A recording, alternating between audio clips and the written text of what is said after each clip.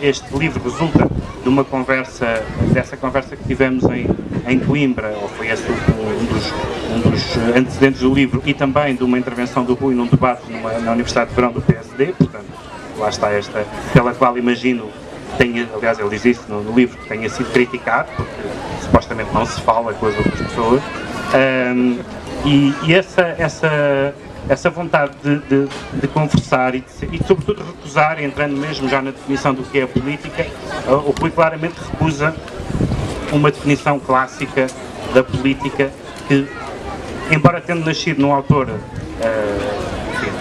extrema-direita, um autor que era o ideólogo jurista do nacional-socialismo, o Carlos Schmitt, que é um autor hoje muito popular à esquerda, como algumas pessoas sabem, e o Carlos Schmitt tem aquela famosa definição da política como uma dualidade entre o nós e o eles, entre o amigo e o inimigo. E o Rui recusa essa ideia, fala nomeadamente da crítica, nomeadamente aqueles que têm da política uma concepção segundo a qual é preciso eliminar irreversivelmente o adversário, em última análise bani-lo ou fazê-lo desaparecer. Depois há a questão fundamental da ideia de esquerda e da direita e da ideia de que, ao contrário do que se diz, há aquela frase que já não faz sentido. Eu com essa altura pergunta qual é a data a partir da qual as pessoas, qual é a data a partir da qual deixou de fazer sentido.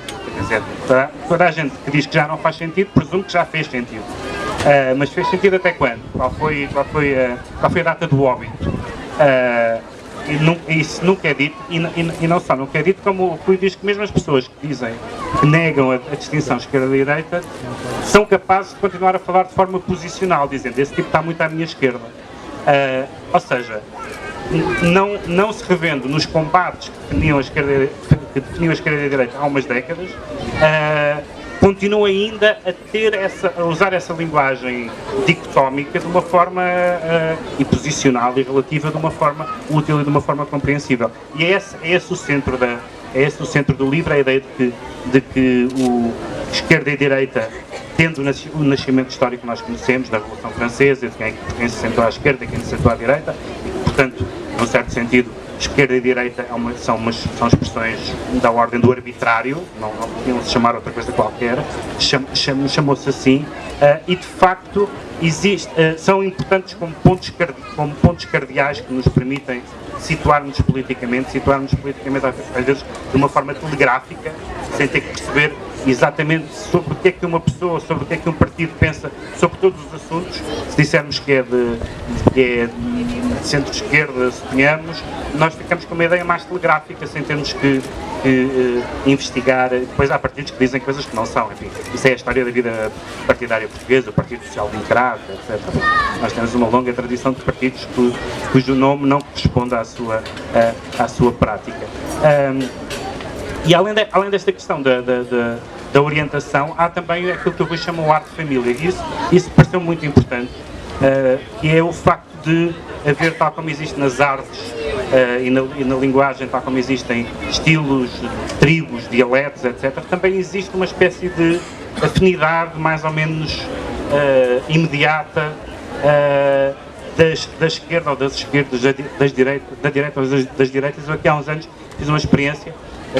Fui no mesmo dia espreitar dois comícios, ambos de candidatos em quem não votei. Fui espreitar no mesmo dia um comício do Cavaco Silva e de Jorge Sampaio, nas presidenciais, há uns anos já, portanto.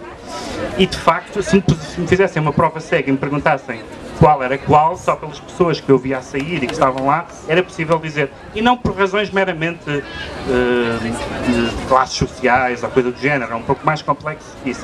Há qualquer coisa nas tribos que se reconhece. E isso é muito importante. Do ponto de vista intelectual é fácil desconsiderar isso e achar que isso é tribalismo, lá está. Mas há uma componente emocional muito forte nesta linguagem e neste reconhecimento imediato.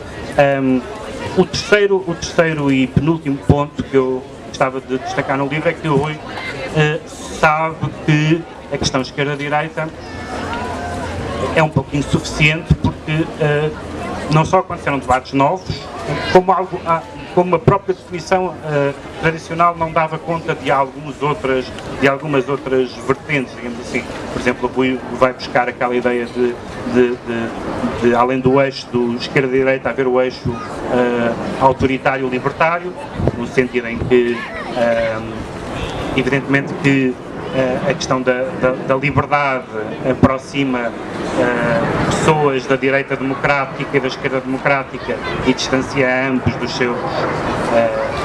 seus parceiros, digamos, radicais ou extremistas. Isso é muito importante. Tudo que seja complexificar esse esquema é importante. E o Rui acrescenta outros dois, um do qual eu já falei, que é entre os absolutistas e os realistas.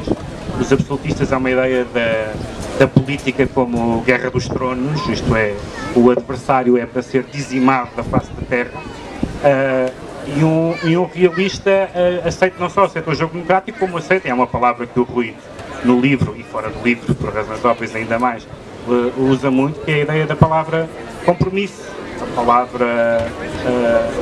a ideia de não ser maximalista para conseguir alguma coisa e para conseguir sobretudo que a família converse, que as famílias conversem, no caso do Rui, as famílias da esquerda e da esquerda portuguesa. O último ponto, ainda neste, tem a ver com, evidentemente, e com a passagem do Rui pela Europa, mas mesmo antes disso, ele já falava disso, já falava desse assunto, que é a questão da soberania, e uma distinção extra nas esquerdas e nas direitas entre, digamos, eles chamam-lhe cosmopolitas, mas parece-me que cosmopolitas é uma palavra demasiado, tem um cunho demasiado positivo, diria eu, para alguém não se achar cosmopolita. Ele define entre cosmopolitas e localistas, portanto, basicamente entre os defensores do Estado-nação, digamos assim, para simplificar, e aqueles que acham que a soberania é uma questão transnacional e só dessa forma pode ser resolvida. E de facto aí vemos como há partidos de esquerda e de direita em ambos os polos. Evidentemente que eu não partilho as opiniões políticas do Rui, como é conhecido, mas a maneira como ele, vamos dizer assim, como ele define as minhas opiniões, ele não fala de mim naturalmente, mas a maneira como ele define as opiniões nas quais eu me reconheço é mesmo assim. Eu leio e digo, é isto que eu acredito. E isso, geralmente as pessoas tendem para a caricatura, de forma que nenhum adversário se reconhece no discurso. É impossível alguém que não partilhe das ideias reconhecer no discurso. E isso é muito bom neste livro do Rui. É um livro que quer, e com isto termino, conversar com as pessoas da família, para fazer coisas em família, mas que, como todos nós, não conversa só com pessoas da família, porque é um pouco monótono também. Muito obrigado.